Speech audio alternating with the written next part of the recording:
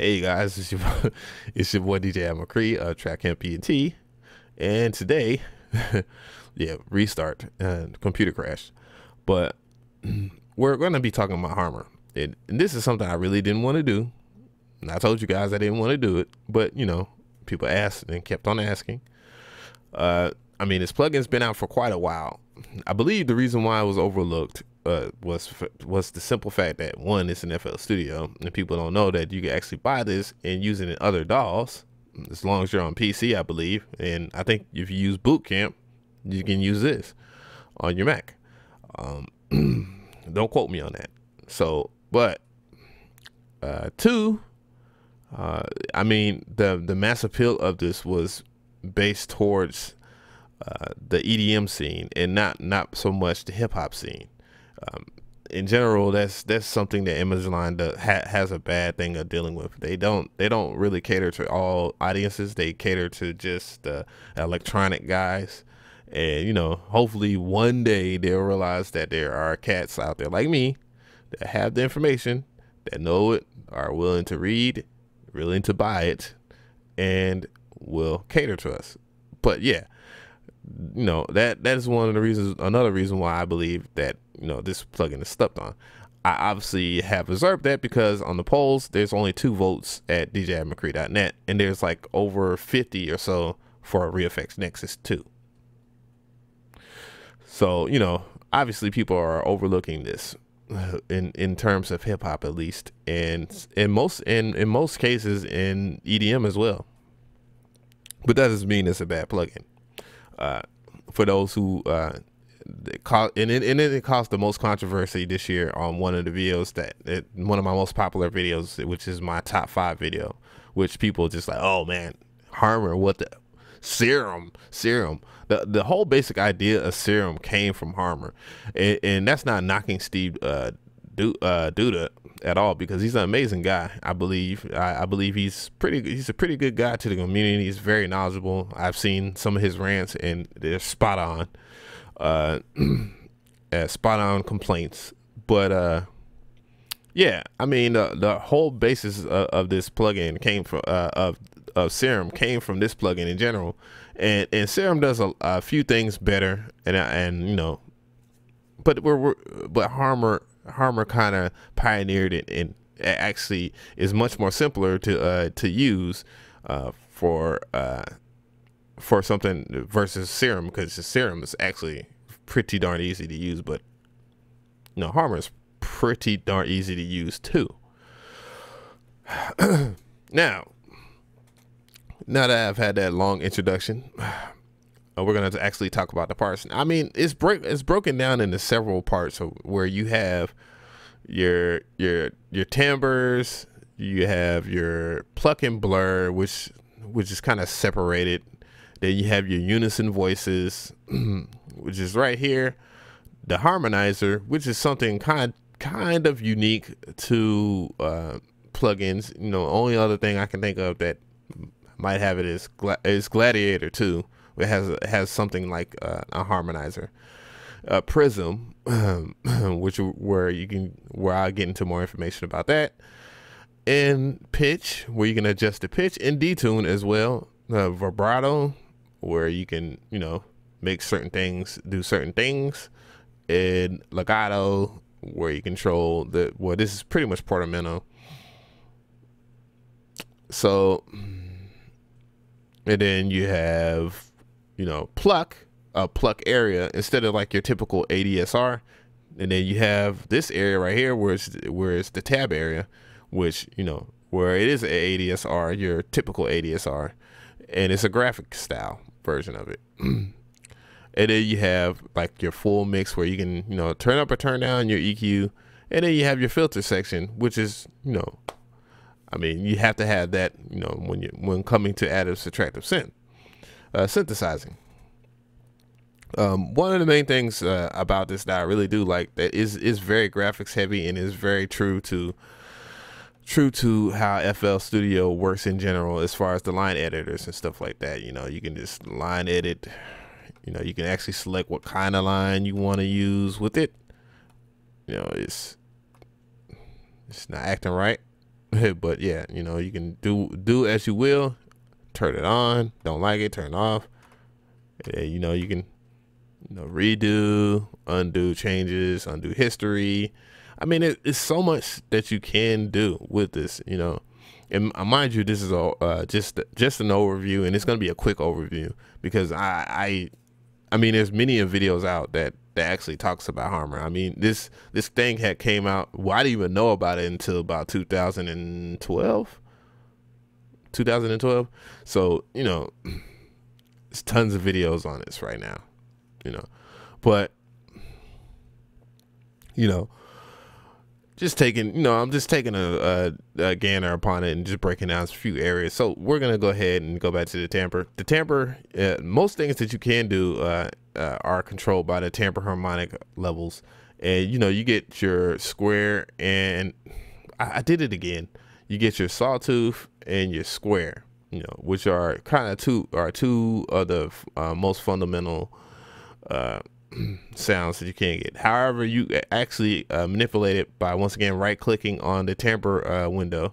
You know, I say analyze single cycle waveform, or randomize, which you can randomize it, beep, beep, and it does stuff like this. And I can then you can, you know, undo it right here, which is not let me undo it. I guess I could do last reset. And it's not undoing it still. Oh, well, you know, just press reset and then it does it.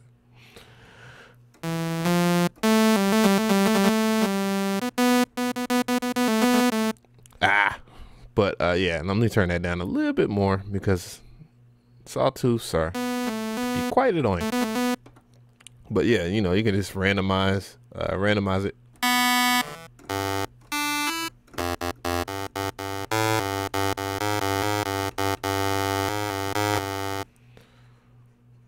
I kind of want to work with that, so I'm going to continue to keep this open. I actually like that. But yeah, then you have, and then if you want to access like this, the square, you know, you just go to the square and you just left click on this and move it over, move the parameter knob over. Then you have other things which I don't. Oh, I'm seriously about to work with this sound. Like you can multiply, maximum, minimum.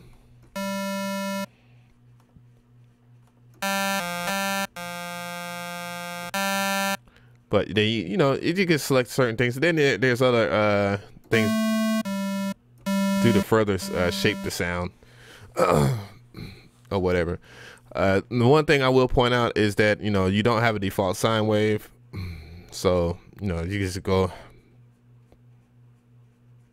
No, you know what? I'm not gonna do it on this one. I'm gonna do it on this timbre. And yeah, you can just kind of just do that. Ooh, it's a wave. There we go. You kind of just do this right here, what I'm doing right now, which is just, you know, the same way you do a particular editor, your editor or whatever, your line editors in FL Studio.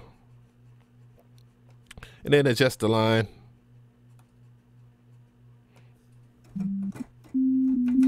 Sine wave. Yay, just that easy. But yeah, you know, just go in and do certain things like that. But then you have like clipping, certain things that are not around, like hard clipping, soft clipping, which pretty much, you know, changes your sound in general, like your harmonics in general. So, you know, just working with just fundamental tones, you know, you could actually do so much crazy stuff. You have harmonic protection.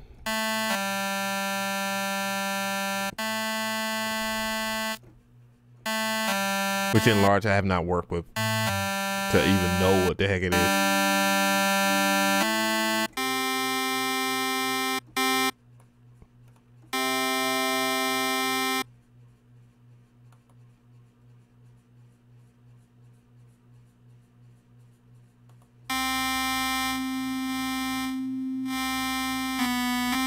And then what I was just playing with was the particular order of it, where you can choose it to be above the fundamental or below the fundamental. But let's just go ahead and move on, because we're at like 10 minutes, and I'm not really going to spend much time on this, because once again, it's an overview. You can actually check out my How to Trap series if you want to learn how to make the sounds in general. And I pretty much teach the parts there. And then I also will link you to somebody that is far more knowledgeable about this particular plugin in general that has broke down the parts, which is, his name is Seamless. So next, we're going to just talk about this area right here, which is the filters or whatever. This in general, I know people always say that, I don't know, I hear people say that it's additive, and I hear people say that it's the subtractive part of synthesis. I mean, I think it's either or. I mean, obviously, because, you know, if you do certain things like this, as far as adjusting the cutoff knob right here, which is the frequency knob, you're cutting off a lot of the partials or whatever, and then now you have is a fundamental tone, which sounds much like the sine wave that I just drew out right there, which is the most fundamental tone known to mankind, fundamental frequency.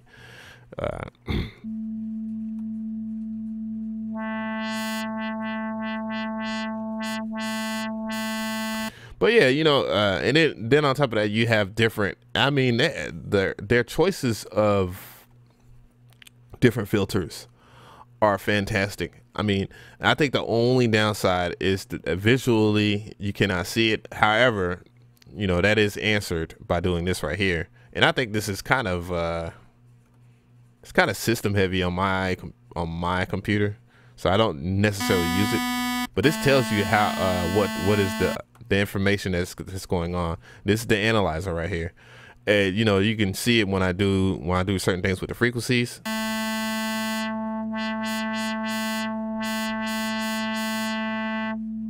Anytime that you see any blackness or darkness or whatever, any darkness or whatever, you see that the frequencies are being cut.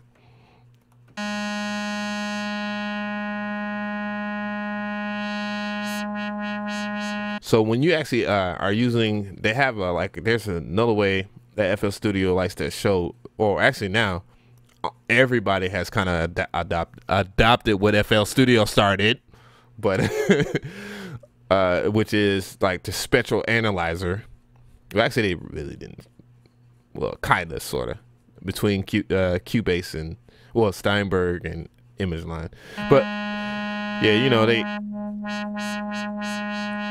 has a spectral analyzer, and you know, a lot of people actually use this, and I do too, to actually look and see how sounds are made. So that's kind of a little hidden secret there to finding out how certain things are accomplished in songs. But they have all kinds of different filters that you can choose from, and pretty much about 4 filters to work with. Well, no, 2. Sorry about that. Oh my gosh. But but yeah, you know, 2 filters to work with, so that's great. And then one of the main things I actually like about this in general, and when moving forward, is the Pluck. And I'm gonna turn off the velocity right here, because in general, and this is what it was used to grind my gears about, when you sit there and you buy these sound packs and stuff like that. I wasted a lot of money on them, and Harmor actually saved me from wasting my money ever again on a bunch of bullshit. And you know, say, you know, you just wanted a Pluck or whatnot, but you just want to, but you know how it kind of sounds like. You might know it sounds like a sawtooth or whatever. And you just go over here and just do it that way, one button. Coincidentally, you can actually, when you do certain things as far as messing with the Pluck, you actually can use it to blur, which blur is basically padding.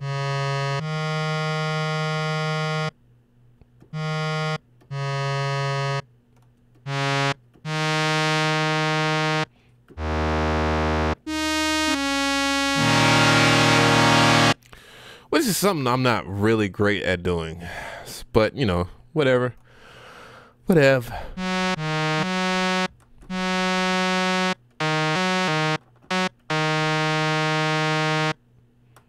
But yeah, you know, and then you have your phasers, which kind of works as I'm sorry, I heard something, works as amplitude modulation. I don't know if I actually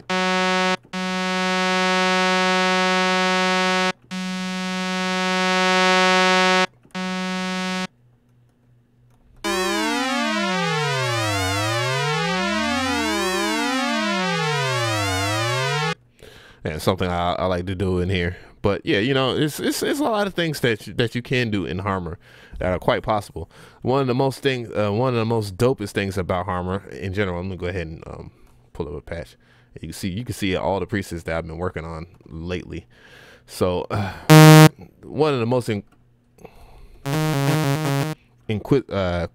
coolest things about this is the fact that you have this image section right here, which is image section in general is just where you can actually pull up images.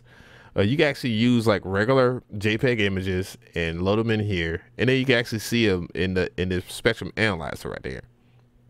And then you have your particular controls in general, as far as like, you know, scaling, form, mix again, different scales. Like I'm gonna go ahead and pull up something so you know what I'm talking about.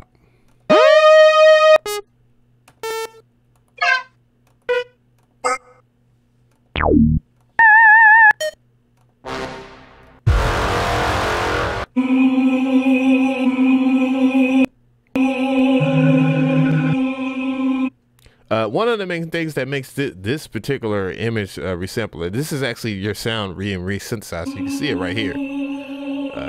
You know, that it's not showing in waveform, it's showing in the spectral analysis form, where it is different spectral snapshots. I couldn't hear for a second, but you know, you can do different things. You can do one shots.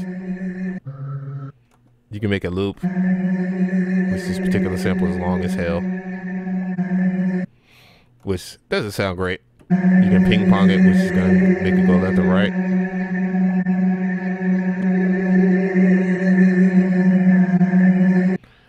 And then, you know, then you got speed. You can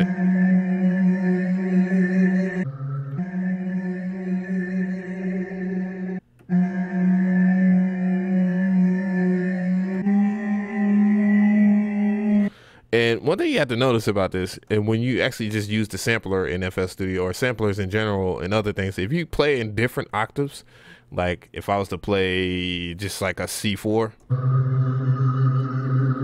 and then I go to C5, you hear that? It's exactly the same speed.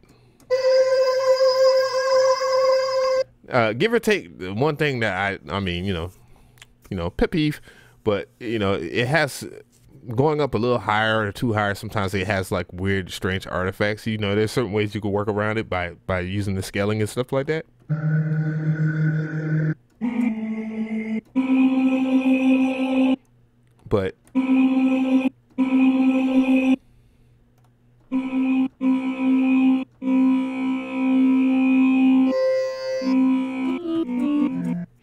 But there's certain things that, you know, that you could do to work around it or whatever.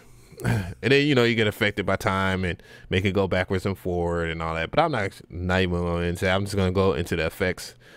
And then you have different effects that you can do and use that make certain sounds just pop crazy. You know, you have an array of different kinds of distortion banks,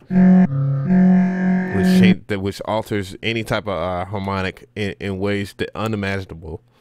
And you know, you got pretty good chorus effects, and then you can actually select presets right here. And then you have a great reverb, which you can actually do the exact same thing as far as selecting presets. Hall, I'm good.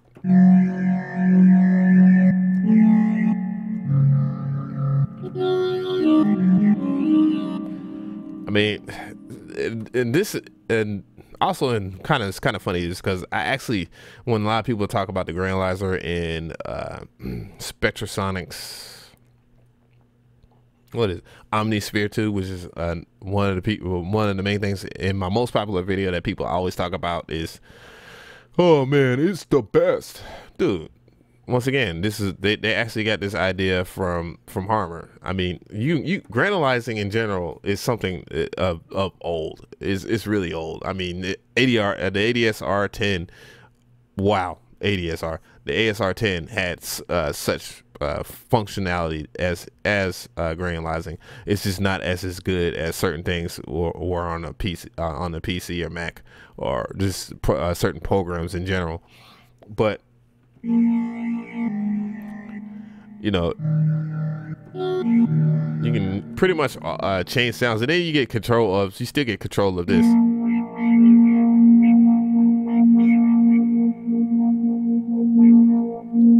And say if you really just want to get into it, you know, you can right click on these knobs and actually pull up the articulator for that particular parameter. Now, maybe I just want it to be like right there and go all the way up past the envelope. Then you just, all you have to do is make sure you turn it on. I'm gonna actually dip it lower and let it kind of creep up.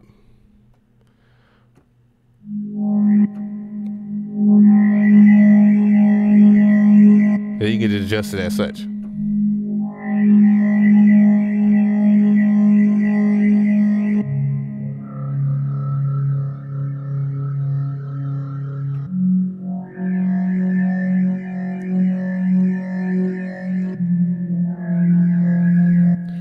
I mean, and that's basically it. I mean, I know I've been talking for a minute, just showing you the different particular things about it, but it's just so much more that can be broken down. I'm gonna just go ahead and give y'all the link to Seamless Audio's channel. I think his channel is fantastic, but I'm just gonna link y'all out to his playlist as well, so you can get to so you can learn about the different parts from him, because I think if he is educating you as well, you know, as me, we'll probably have a even better community and kind of mix it up. I mean, you know, the EDM community, you know, they get the most love in terms of technology, you know, and I believe the hip hop community should get some love as well. And, you know, just kind of converse, because, you know, we're all intelligent people. There's certain things that in the hip hop community they don't know, and certain things in the EDM community that they don't know, or they know that we don't know. So let's kind of converse and, you know, make things happen or whatnot. I understand people is gonna have, you know, egos or whatever. You know, they think that we're as hip hop guys that we all have egos or whatnot, and some of us do, some of us don't. The same thing with the EDM cats. You know, a lot of them have big heads too, and a lot of them don't. But anyways, it's your boy DJ McCree. I appreciate y'all for your time, and I'm gonna take a quick break. And I'm gonna talk about Batzilla, and I'll be right back. So if you have any comments, and this is on YouTube, when this hits YouTube, just leave a comment. And if you haven't subscribed, make sure that you subscribe. You know, I do stream in the morning very early, so I have like 20 people that's probably from either from Europe, Africa, whatever, Asia, you know. But anyways, I appreciate y'all for your time. This is DJ McCree, and I'm out.